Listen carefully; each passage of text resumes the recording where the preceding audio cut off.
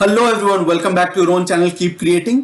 दोस्तों, आज हम अपनी म्यूचुअल फंड इन्वेस्टिंग सीरीज की अगली वीडियो में बेस्ट परफॉर्मिंग और बेस्ट फंडामेंटल्स वाले डेट म्यूचुअल फंड्स की डिटेल डिस्कशन करेंगे।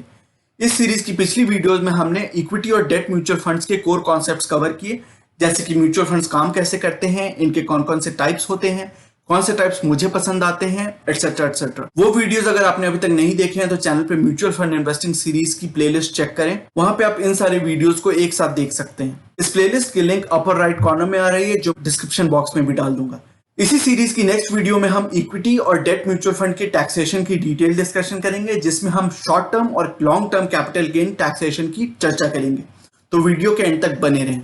वीडियो शुरू करने से पहले बता दूं कि अगर आपने अब तक चैनल को सब्सक्राइब नहीं किया तो you are missing a lot of useful information and ideas about investing and wealth creation.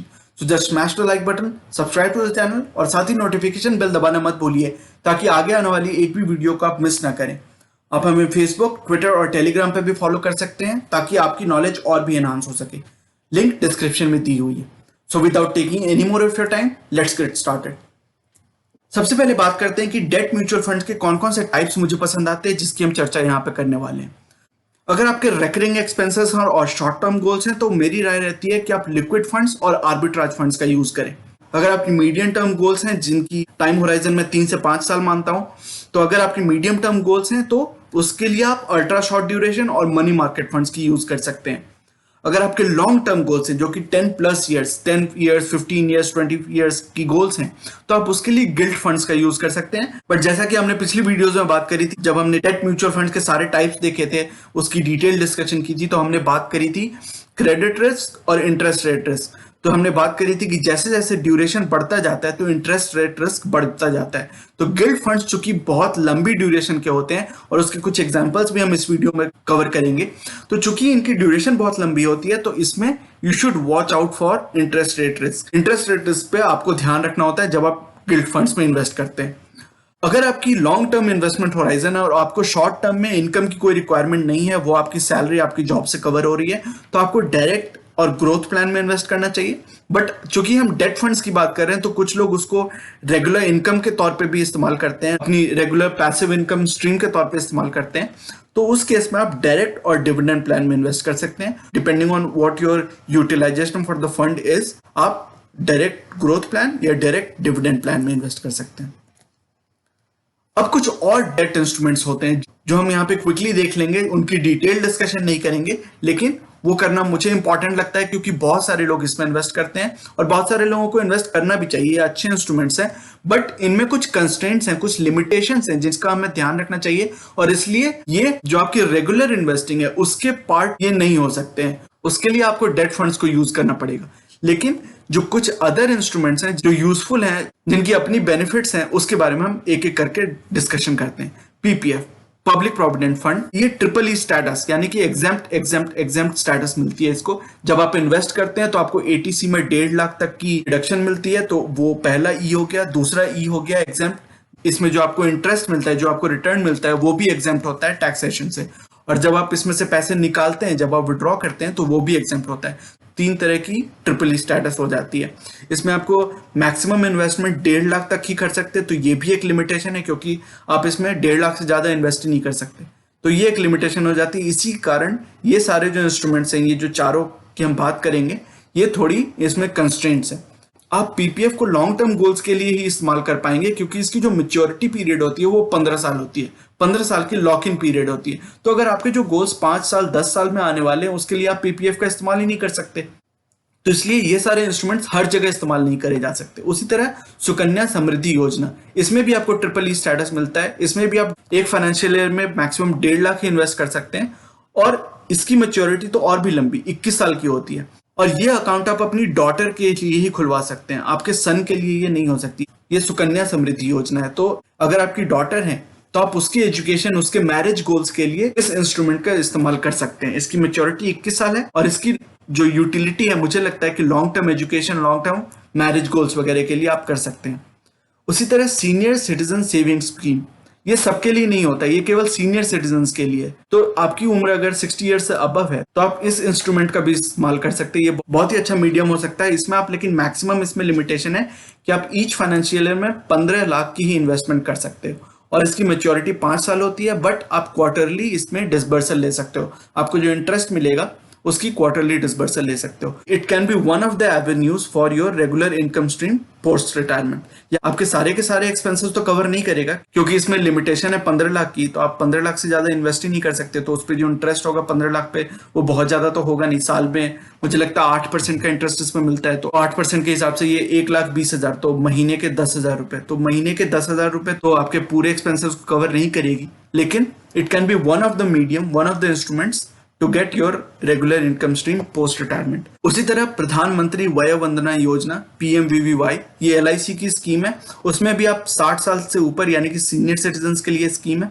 15 lakh की each financial year maximum cap है, इसमें आप इन्वेस्ट कर सकते हैं। ये भी आप पोस्ट रिटायरमेंट के लिए, रेगुलर इनकम स्ट्रीम के लिए आप इस्तेमाल कर सकते हैं। इसकी जो मैक्सिमम टर्म है केवल 10 साल के लिए ही आप इसकी इस्तेमाल कर सकते हैं। और इसकी जो इंटरेस्ट मिलती है आपको, डिसबर्सल होती है, वो आप monthly, quarterly, half yearly, annual, किसी भी तरह से आप इसको ऑप्ट कर सकते हैं।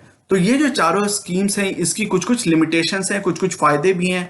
जैसे आपको टैक्स बेनिफिट्स मिलती हैं, अश्योर्ड रिटर्न्स मिलते हैं, तो आपको रेगुलर इनकम स्ट्रीम के लिए बहुत अच्छा है। लेकिन चूंकि इसमें मैक्सिमम अमाउंट कैप्ड है, इसलिए मुझे कुछ तरह से ये कंस्ट्रेंट भी लगती है। लेकिन मुझे ये इंपॉर्टेंट लगा कि इन चारों स्कीम्स और इसकी तरह एक दो और स्कीम्स हैं, उसकी सारी इंफॉर्मेशन आपको होनी चाहिए, क्योंकि इवेंचुअली जब आप रिटायरमेंट के नजदीक आते हैं या लॉन्ग टर्म गोल्स के नजदीक आते हैं, तो इन सभी इंस्ट्रूमेंट्स का आप इस्तेमाल कर सकते हैं।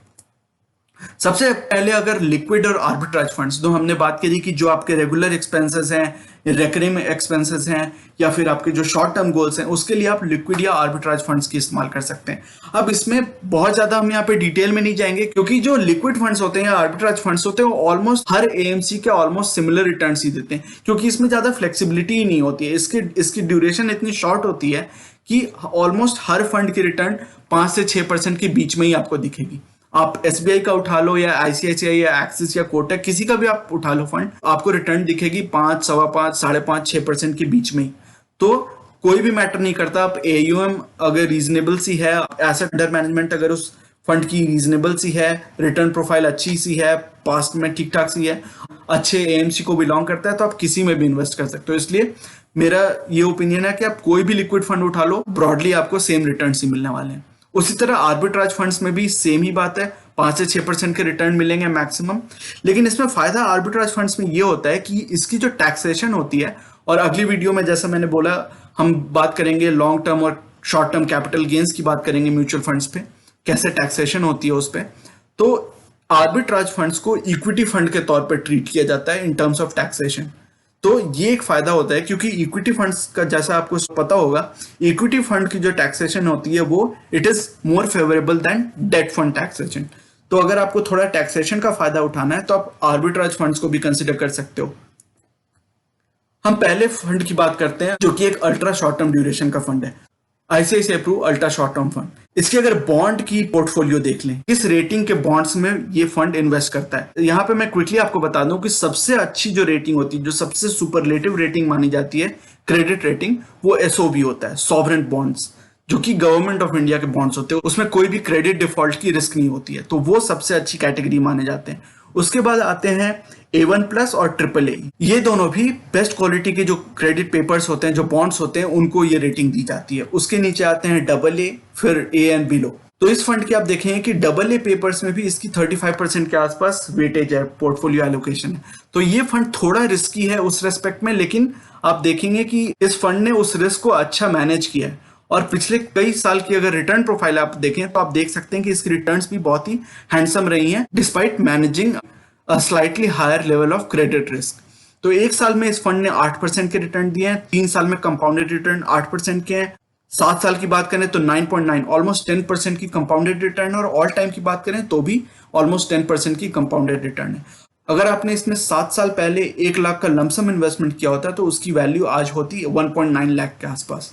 हमारा दूसरा भी जो फंड है, वो भी एक अल्ट्रा शॉर्ट ड्यूरेशन फंड है, और वो है SBI magnum ultra short duration fund. इसकी एलोकेशन की अगर बात करें, तो यहाँ पे इसलिए मैंने 2 तरह के फंड्स आपको दिखाए हैं। अल्ट्रा शॉर्ट ड्यूरेशन में भी आपको दो तरह के फंड्स आपको दिखाए हैं, क्योंकि मैं चाहता था कि आपके ध्यान में आए, आपको नॉलेज हो इस बात की कि एक ही तरह के फंड्स में भी थोड़ी वैरायटी हो सकती है। अब यहाँ पे आप अगर नजर डालें तो ऑलमोस्ट 40% की एक्सपोजर है इसकी A1+ जो बेस्ट क्वालिटी और सॉवरेन बॉन्ड्स, ऑलमोस्ट उसमें 22% का एक्सपोजर। तो 40 + 22 तो 62% का एक्सपोजर इसमें बहुत ही सेफ बॉन्ड्स में इसने लिए हुए हैं।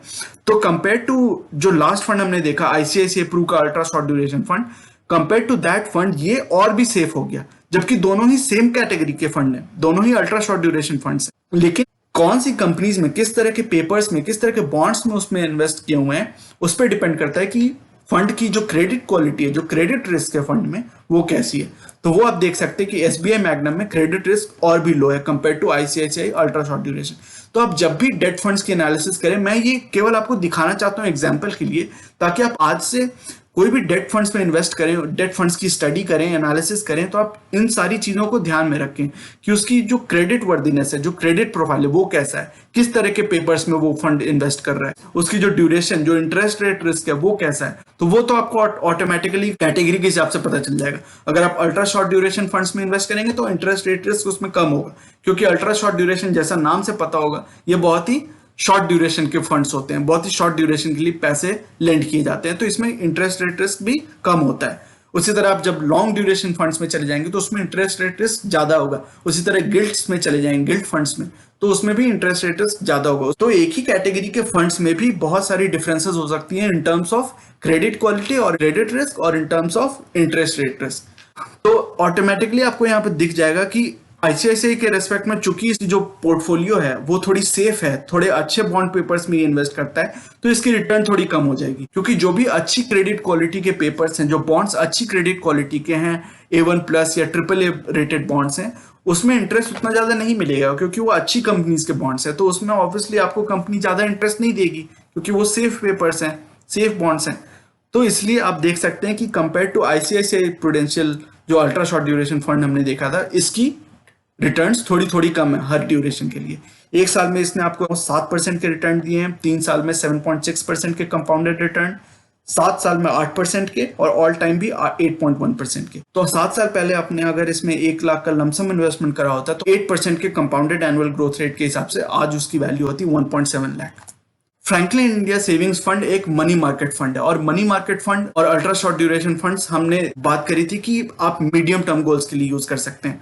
और इसमें आप देख सकते हैं कि A1+ में ऑलमोस्ट 90% की इन्वेस्टमेंट जो है A1+, और फिर रिमेनिंग 5%, तो ऑलमोस्ट सारा का सारा, ऑलमोस्ट 100% जो इसकी इन्वेस्टमेंट है, बहुत ही तगड़े, बहुत ही अच्छी क्रेडिट क्वालिटी के पेपर्स में इसमें इन्वेस्टमेंट किया हुआ है। तो इसमें क्रेडिट रिस्क ऑलमोस्ट जीरो है, क्योंकि ये सारे के सारे बहुत ही हाईली रेटेड क्रेडिट पेपर्स हैं। अगर इसकी रिटर्न प्रोफाइल की बात करें तो 1 साल में इसने 7.1% के, 3 साल में 7.7% के कंपाउंडेड रिटर्न, 7 साल में 8.5% के कंपाउंडेड रिटर्न, और ऑल टाइम में भी 8.4% के कंपाउंडेड रिटर्न दिए हैं। अगर आपने इसमें 7 साल पहले 1 लाख की लमसम इन्वेस्टमेंट करी होती तो आज की डेट में आपकी इन्वेस्टमेंट की करंट वैल्यू होती 1.8 lakh at the compounded annual growth rate of 8.5%।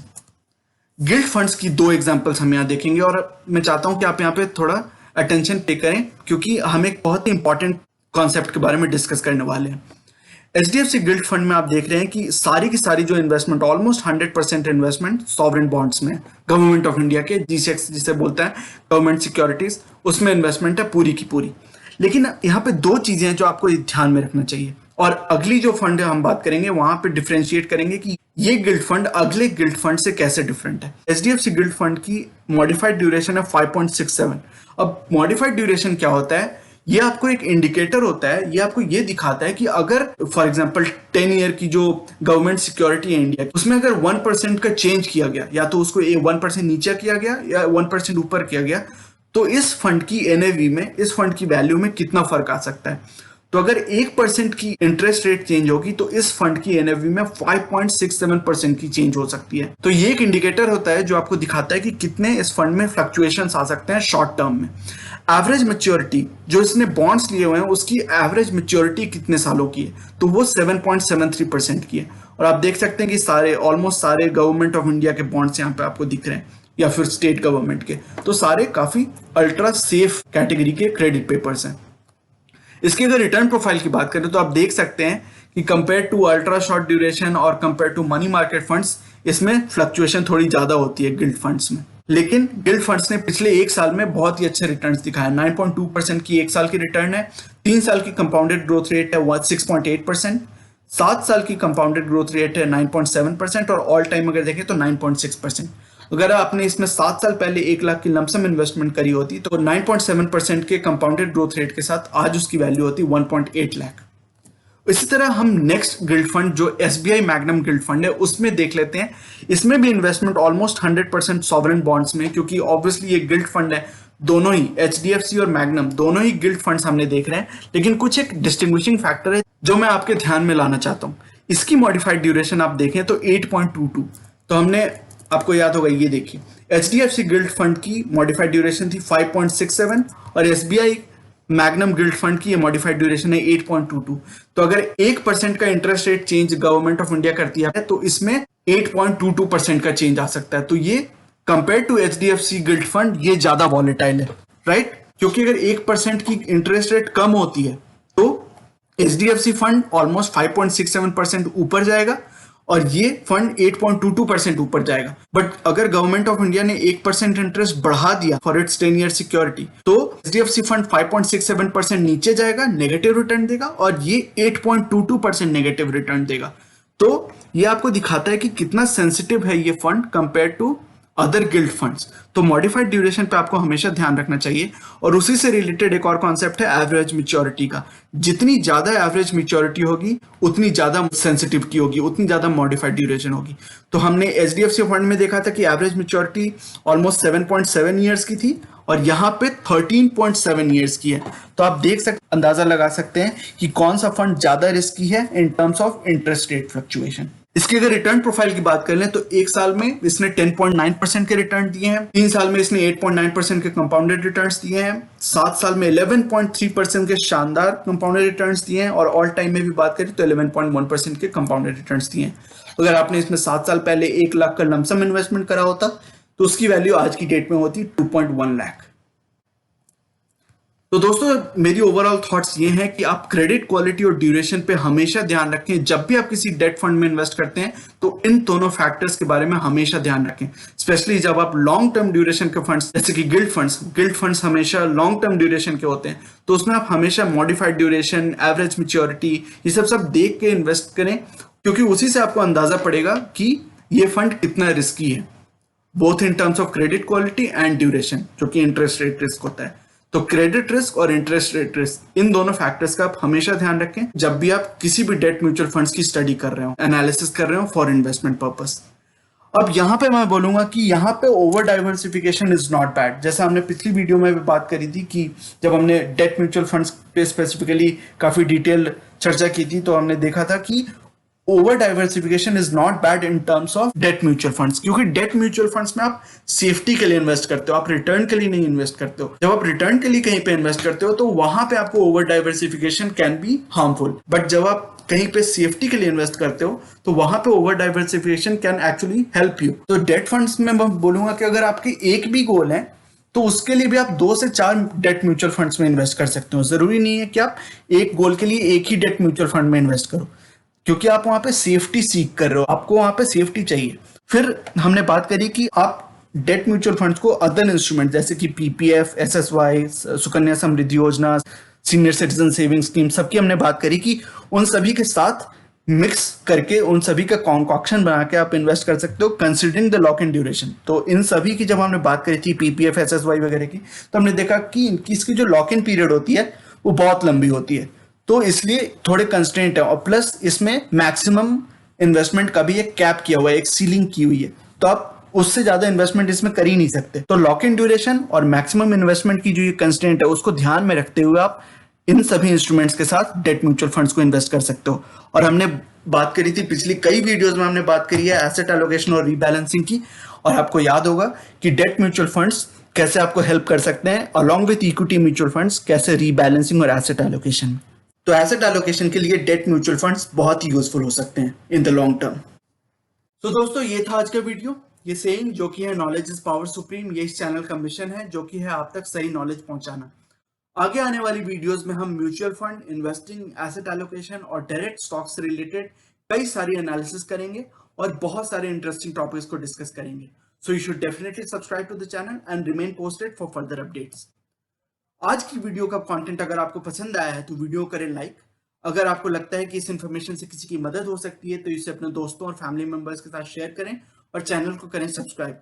मिलते हैं अपने अगले वीडियो में एक और टॉपिक के डिस्कशन के साथ. तब तक के लिए take care and see you soon.